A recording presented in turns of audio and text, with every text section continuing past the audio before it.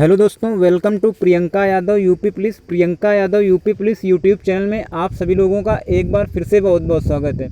दोस्तों, कैसे हैं आप सभी लोग? उम्मीद करते हैं आप सभी लोग अच्छे होंगे और अच्छे से अपनी स्टडी भी कर रहे होंगे। दोस्तों, आप लोगों से सबसे पहले तो बहुत बहुत हम क्षमा चाहते हैं, क्योंकि आप लोगों की क्लास 5 से 6 दिन से नहीं हो पा रही थी। उसके लिए आप लोगों से बहुत बहुत क्षमा चाहते हैं। दोस्तों, उसका कुछ रीज़न था, आप लोगों को उसको रीज़न भी बता दें क्या उसका रीज़न था। दोस्तों जिस हम डिवाइस से वीडियो आपका रिकॉर्ड करते हैं या शूट करते हैं कुछ भी, तो वो डिवाइस थोड़ी दोस्तों उसमें टेक्निकल प्रॉब्लम्स है, तो इसीलिए से हम आप लोगों के लिए वीडियो कंटिन्यू नहीं कर पा रहे हैं।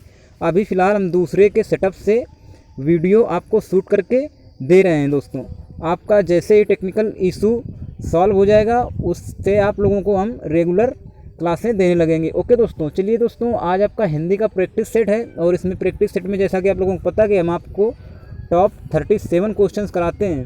तो दोस्तों 37 क्वेश्चंस आज हमने लिए इस क्लास में। आप लोगों का क्या स्कोर रहता है वो आप लोग भैया आप अपना अपना कमेंट करके ज़रूर बताइएगा। चलिए भैया स्टार्ट करते हैं। आज आपका पहला क्वेश्चन है उच्चारण स्थान की दृष्टि से का वर्ग के सभी वर्ण क्या कहलाते हैं।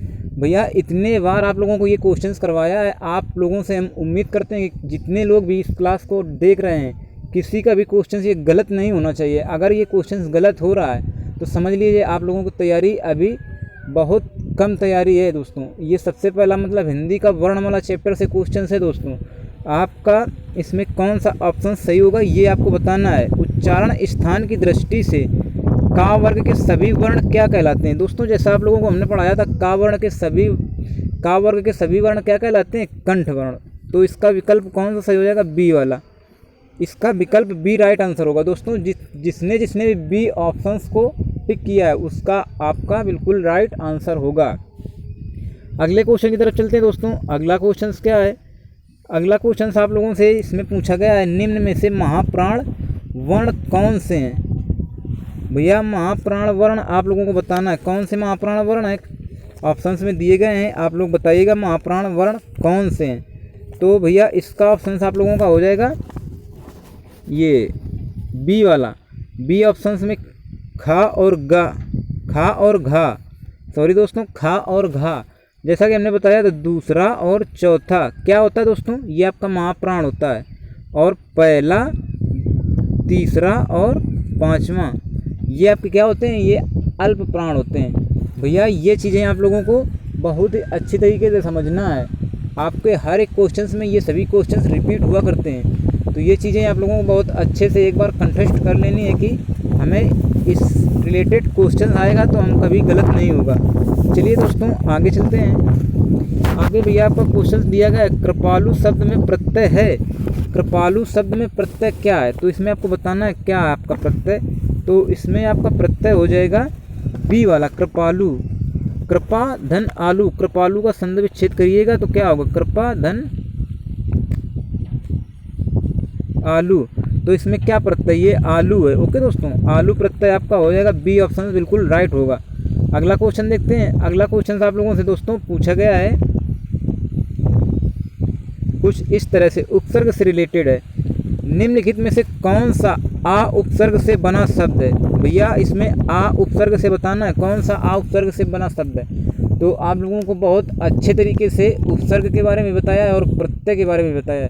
जैसा कि हर क्लास में बताते हैं, उपसर्ग आपका शब्दांश के आरंभ में लगता है और प्रत्यय अंत में लगता है। ये चीज़ आप लोगों को बहुत अच्छे से पता होना चाहिए। तो आपका उपसर्ग कहाँ लगता है? आरंभ में। जैसे इसमें क्या होगा? अत्याचार में आपका अति उपसर्ग होगा। अध्यादेश में क्या होगा? अधि उपसर्ग होगा। और अपवाद में क्या होगा? अप उपसर्ग होगा। लेकिन आपका अनाथ में क्या है दोस्तों? अनाथ में आ उपसर्ग है। तो यही पूछा गया आपसे क्वेश्चंस में, आ उपसर्ग से बना शब्द कौन सा है आपका? भैया आपका विकल्प डी में जो शब्द दिया गया है ये आ उपसर्ग से बना हुआ शब्द है। तो उम्मीद करते हैं कि आप लोग ये क्वेश्चंस अच्छे से समझ गए होंगे। आगे क्वेश्चन चलते हैं। आगे आपका क्वेश्चन में पूछा गया है दोस्तों, समझ शब्द का तत्सम बताना है आपको। समझ शब्द का तत्सम शब्द है, तो तत्सम शब्द क्या हो जाएगा? समझ शब्द का तत्सम कौन सा हो जाएगा? बोध, स्मरण, समबुद्धि या फिर संस्मरण। तो दोस्तों इसमें आपको बताना कौन सा विकल्प आपका राइट आंसर हो जाएगा।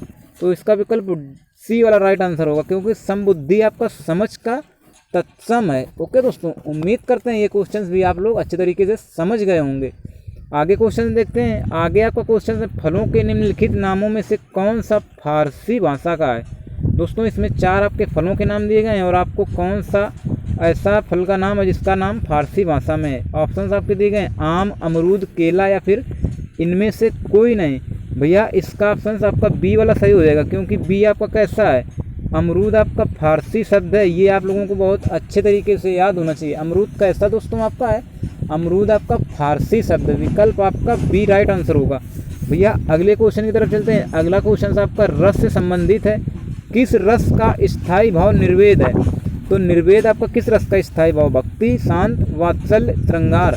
भैया निर्वेद आपका शांत रस का स्थायी भाव है। ओके दोस्तों, ये भी ऑप्शन आपका कौन सा, विकल्प बी वाला राइट आंसर होगा। आगे क्वेश्चन की तरफ चलते हैं। आगे क्वेश्चन आपका है, किस छंद का प्रथम व अंतिम शब्द एक सा होता है। दोस्तों आपको बताना किस छंद का प्रथम व अंतिम शब्द एक सा होता है। जैसे कुंडलिया, रोला, दोहा, सोरठा। इसमें दिए गए ऑप्शन ये आपके। इसमें बताना दोस्तों, इसमें कुंडलिया जो होता है इसका जो होता है आपका प्रथम और अंतिम शब्द ये एक सा होता है कुंडलिया का। ओके दोस्तों, उम्मीद करते हैं ये क्वेश्चन आप लोगों को बहुत अच्छे तरीके से समझ में आ गया होगा। इसके बाद अगला क्वेश्चन आप लोगों से कुछ इस तरह से पूछा गया है। भैया अगला क्वेश्चन बहुत इंपॉर्टेंट है, बहुत बच्चे इसमें गलत आंसर करके निकल जाएंगे, लेकिन हम इसका रीज़न बताएंगे क्या है आपका गलत और सही का। जो लोग अच्छे तरीके से पढ़े होंगे गहराई से वो लोग इसका बिल्कुल सही आंसर देंगे, और जो थोड़ा बहुत बहकावे में आ गए वो गलत आंसर जरूर 100% देने वाले। जैसे दोस्तों, राधा का मुख चंद्र है, पंक्ति में कौन सा अलंकार है। राधा का मुख चंद्र है, पंक्ति में कौन सा अलंकार है, ये आपको बताना है। भैया हम सभी क्लासें आप लोगों को अच्छे तरीके से करवाएंगे जब आपको चैप्टर वाइज करवा रहे होंगे। आपको रस, छंद, अलंकार सभी बहुत ही अच्छी तरीके से करवाने वाले हैं। बस आपकी वैकेंसी आउट हो जाए उसके बाद हम आप लोगों को चैप्टर्स वाइज क्लासें स्टार्ट कर देंगे। अभी आप लोग सिर्फ प्रैक्टिस करिए, प्रैक्टिस से जितना हो सके उतना सीख लीजिएगा। प्रैक्टिस से किस तरह से क्वेश्चंस बनता है और किस तरह से हम लोगों से क्वेश्चंस पूछा जाता है। बंधु इसमें आपको आंसर बताना है कौन सा सही होगा। राधा का मुख चंद्र है, पंक्ति में अलंकार बताना है कौन सा अलंकार होगा। उपमा, संकर, रूपक, यमक। भैया संकर तो कोई आपका अलंकार होता ही नहीं है। इन 3 ऑप्शनों में आपको बताना है। हमने थोड़ी हिंट दे दी आपको। दोस्तों आप लोगों को बता दें इसका अलंकार कौन सा होगा। इसका अलंकार होगा रूपक। जितने भी लोगों ने उपमा लगाया वो गलत है। मैं भी आपको बता रहे हैं, इसको डिफाइन कर रहे हैं पूरा कि कैसे गलत है। दोस्तों इसमें जैसे आप लोगों को कहता है राधा का मुख चंद्र सा है, जब भैया इसमें चंद्र सा लगा देता, सा आपका वाचक शब्द लगा दिया जाता, तब आपका उपमा हो जाती, क्योंकि उपमा की जा रही है। राधा का मुख चंद्र सा है, बट इसमें ऐसा कुछ नहीं कहा गया। डायरेक्ट बता दिया गया कि राधा का मुख चंद्र है। डायरेक्ट आप लोगों को बताया गया कि राधा का मुख चंद्र है, तो इसलिए आपका क्या हो जाएगा, रूपक अलंकार। भैया उम्मीद करते हैं आप लोगों को बहुत ही अच्छे तरीके से ये क्वेश्चन समझ में आ गया होगा। चलिए आगे चलते हैं। आगे आपका क्वेश्चन पूछा गया है। इसमें दोस्तों देखिए संधि विच्छेद भी किया गया और संधि पूछी गई। इसमें रमा धन ईस बराबर क्या होता है, रमेश। भैया रमेश में कौन सी संधि है ये आपको बताना है। आप लोगों को हमने संधि का कुछ पार्ट पढ़ाया था, जैसे लेखपाल के लिए हमने क्लासें स्टार्ट की थी, बट आप लोगों ने कुछ अच्छा रिस्पांस नहीं दिया। आप लोगों ने बोला प्रैक्टिस सेट ही करवाइए, तो हमने सोचा चलो उस क्लासों को बंद करते हैं, अभी प्रैक्टिस ही करवाते हैं, क्योंकि अपना चैनल जो है मेन टारगेट यूपी पुलिस को कर रहा है। अभी और कोई एग्जाम को लेकर नहीं चल रहा है, ओनली सिर्फ यूपी पुलिस को टारगेट में किए है। तो आप लोगों के लिए हमने यूपी पुलिस का एक प्रैक्टिस सेट चलवा दिया और लेखपाल के लिए क्लासें बंद कर दी गई थी। दोस्तों इसमें रमेश में कौन सी संधि है, जैसे कि हमने आप लोगों को बहुत ही अच्छी तरीके से, अगर आप लोगों ने संधि वाला वीडियो नहीं देखा तो आप लोग जरूर जाके देख लीजिएगा। ये दोस्तों आप लोगों की है क्या, गुण संधि। हमने आपको क्या बताया था, जिसमें एक मात्रा लगी हो, रमेश जैसे लिखा है, जैसे एक मात्रा अगर 2 मात्रा हो जाए तो क्या हो जाएगा, वृद्धि संधि। तो इसमें क्या होगी, गुण संधि। ओके दोस्तों, ये उम्मीद करते हैं कि इसका विकल्प आपको सी वाला राइट आंसर हो गया होगा और बिल्कुल इसका सही जवाब आप लोगों ने दिया होगा। चलिए भैया आगे क्वेश्चन में देखिए क्या पूछा गया आप लोगों से, समास बताना है। समास बताइए, भरपेट में कौन सा समास है। भैया भरपेट में आपका कौन सा समास है, अव्ययी भाव समास। भर में क्या है, भरपेट में आपका क्या है, पेट भर के। इसका जब आप लोग समास विग्रह करेंगे तो भरपेट का समास विग्रह क्या होगा, पेट भर के। और ये दोस्तों क्या है आपका भर, भर आपका उपसर्ग है, जिसमें भी आपका उपसर्ग लगा होता है वो क्या होता है आपका अव्ययी भाव समास। विकल्प ए आपका राइट आंसर हो जाएगा। अगला क्वेश्चन देखते हैं। अगला क्वेश्चन आप लोगों का है, कौन सा शब्द बहुवचन है। इसमें आपको बताना कौन सा शब्द बहुवचन है। तो इसके ऑप्शन दिए गए प्रातः, हस्ताक्षर, लड़का, किताब।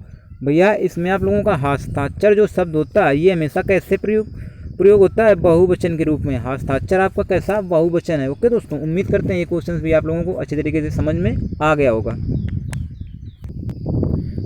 अगले क्वेश्चन की तरफ चलते हैं भैया। अगला क्वेश्चन आप लोगों से पूछा गया, श्याम ने गाना गाया होगा।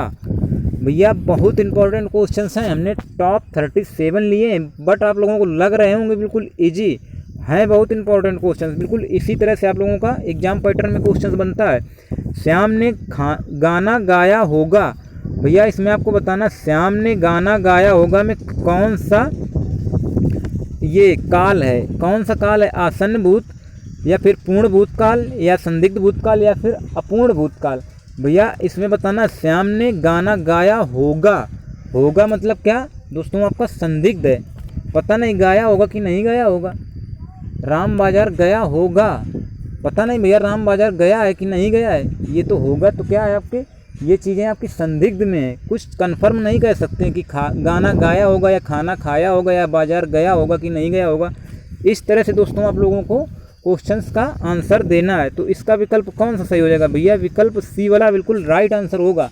जितने भी लोग क्लास में बने हैं दोस्तों, आप लोग क्लास को वीडियो को लाइक कर दीजिएगा और इस वीडियो को ज़्यादा से ज़्यादा दोस्तों तक शेयर कीजिएगा। अगर आप लोग हमारे चैनल पर नए हैं तो इस चैनल को भी सब्सक्राइब कीजिएगा। इसका नाम क्या है, प्रियंका यादव यूपी पुलिस। भैया इसमें आप लोगों को बिल्कुल फ्री ऑफ कॉस्ट क्लासेस करवाई जा रहे हैं और मैम को ज़्यादा बताने की हमें ज़रूरत नहीं, मैम खुद यूपी पुलिस जो है सिलेक्टेड हैं, यूपी पुलिस में सिलेक्टेड है मैम। आपको वही गाइड करती हैं कैसे कि आपको पढ़ना है। हम आप लोगों को उन्हीं के बेसिस पे क्लासें दे रहे हैं, आप लोगों का भी सपोर्ट कर रहे हैं। और जैसा कि हमने आप लोगों को बताया कि हमने मैथ के लिए आप लोगों के लिए एक ई बुक तैयार कर रहे हैं दोस्तों। उस ई बुक पे बहुत ही ज़्यादा मेहनत चल रही है अभी फ़िलहाल। आप लोगों को जब ई बुक मिलेगी तब आप लोग उस बुक की अहमियत समझेंगे और क्या मेहनत की गई ये भी चीज़ें आप लोग समझ जाएंगे। उसमें भैया बहुत मेहनत हमने की है और अभी कंप्लीट बुक नहीं तैयार हुई है, लगभग आधी हमने तैयार कर दी है दोस्तों। मात्र 90 पेज की बुक तैयार करेंगे, 180 पेज होंगे और दोनों तरफ जोड़ेंगे तो मात्र 90 पेज बनेंगे।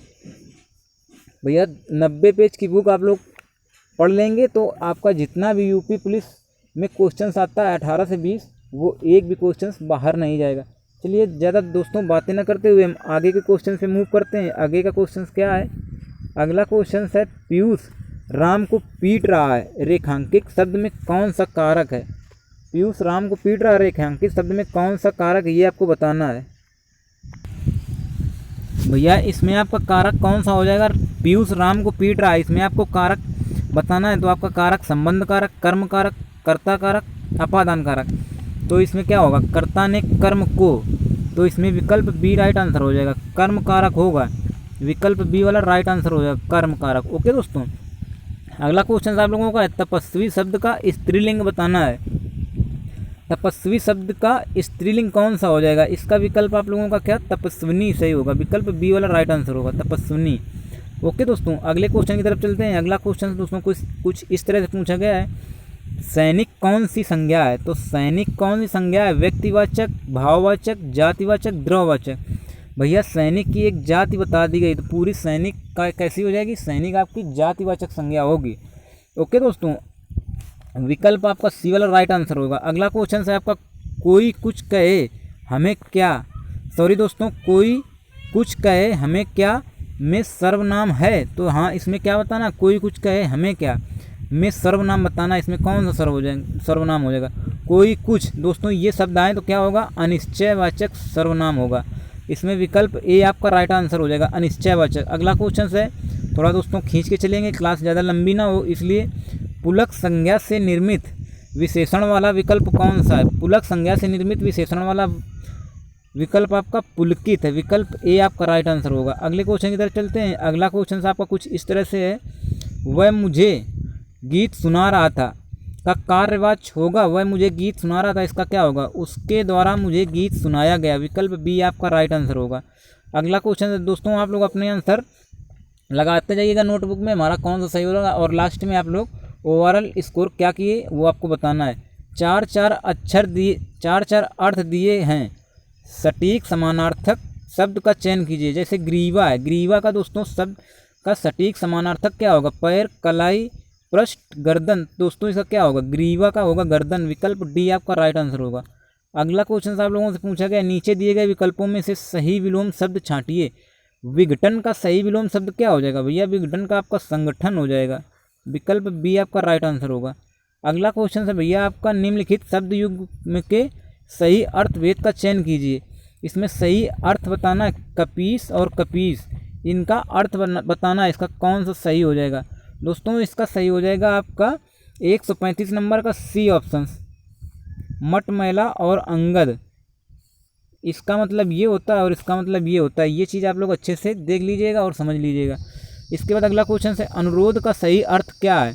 अनुरोध का सही अर्थ क्या हो जाएगा दोस्तों? आग्रह हट पूर्वक की गई प्रार्थना। विकल्प सी आपका राइट आंसर होगा। अगला क्वेश्चन कुछ इस तरह से पूछा गया है, एक शब्द के 3 अनेकार्थी शब्द हैं, जो अंक शब्द इस श्रेणी में नहीं आता है वही उत्तर होगा। भैया इसका आंसर कौन सा सही हो जाएगा? इसका आंसर आप लोगों का सही हो जाएगा डी वाला, प्रकृति। क्योंकि चिन्ह, लेख, अक्षर ये सभी आपके अंक शब्द के श्रेणी में आते हैं, लेकिन प्रकृति आपका अंक शब्द श्रेणी में नहीं आता है, तो वही आपका उत्तर हो जाएगा। विकल्प आपका डी वाला राइट आंसर होगा। अगला क्वेश्चन भैया, विलोम शब्द दो विपरीतार्थक शब्दों के बीच किस चिन्ह का प्रयोग होता है? भैया आप लोगों को जैसे माता और पिता, जब आप लोग माता और पिता लिखते हैं जैसे इस तरह से माता और पिता, तो ये चीज़ पूछ रहा भैया ये चिन्ह काहे का है? ये आप लोगों को बहुत अच्छे तरीके से पता होना चाहिए। ये आपका योजक चिन्ह है। विकल्प ए आपका राइट आंसर होगा। उम्मीद करते हैं ये भैया आप लोग क्वेश्चन अच्छे तरीके से समझ गए होंगे। आगे क्वेश्चन की तरफ चलते हैं। अगला क्वेश्चन है आपका, परिश्रम करके सफलता प्राप्त करो में वाक्य का प्रकार पहचानिए। कौन सा है आपका? सरल में वाक्य, मिश्र वाक्य, संयुक्त वाक्य, या इनमें से कोई नहीं? परिश्रम करके सफलता प्राप्त करो, इसका विकल्प आपका सही हो जाएगा सी वाला, संयुक्त वाक्य हो जाएगा।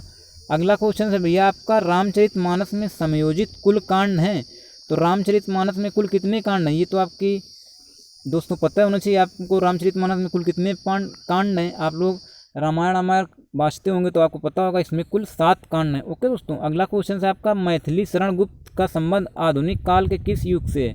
तो मैथिली शरण गुप्त का संबंध आधुनिक काल के किस युग से? इसका आंसर आप लोगों का हो जाएगा द्विवेदी युग से। विकल्प बी आपका राइट आंसर होगा। ओके दोस्तों,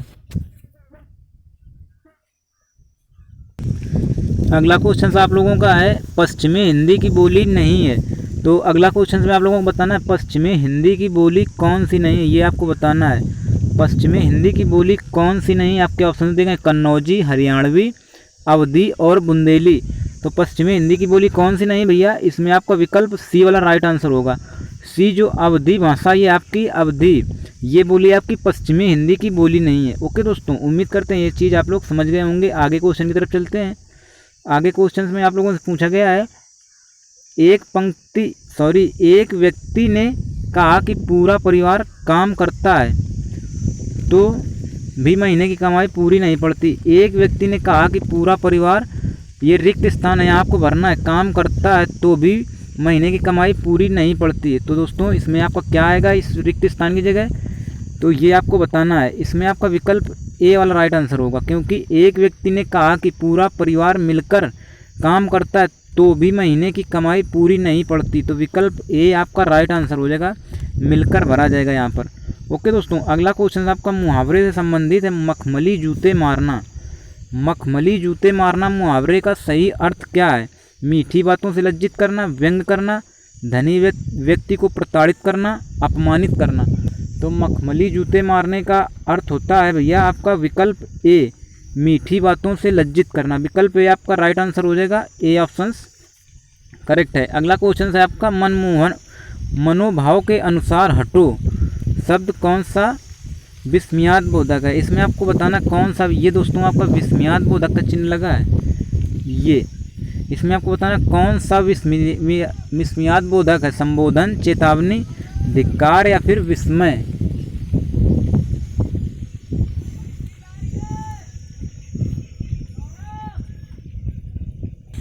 भैया इसमें आप लोगों का हो जाएगा चेतावनी विस्मयात बोधक।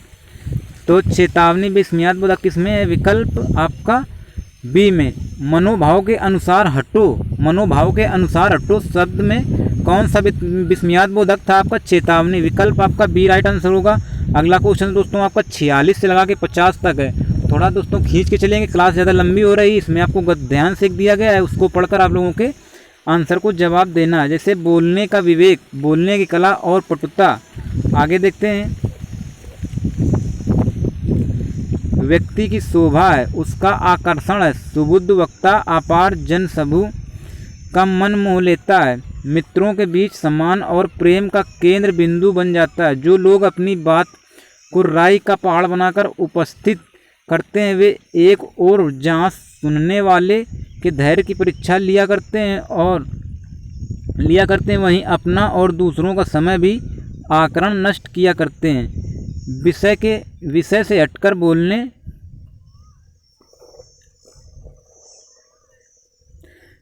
से हटकर बोलने वालों से अपनी बात को आकरण खींचते चले जाने वालों से तथा ऐसे मुहावरों और कहावतों का प्रयोग करने वालों से जो उस प्रसंग में ठीक ही न बैठ रहे हों लोग ऊब जाते हैं। वाणी का अनुशासन, वाणी का संयम और संतुलन तथा वाणी की मिठास ऐसी शक्ति है जो हर कठिन स्थिति में हमारे अनुकूलन ही रहती है, जो मरने के पश्चात भी लोगों की स्मृतियों में हमें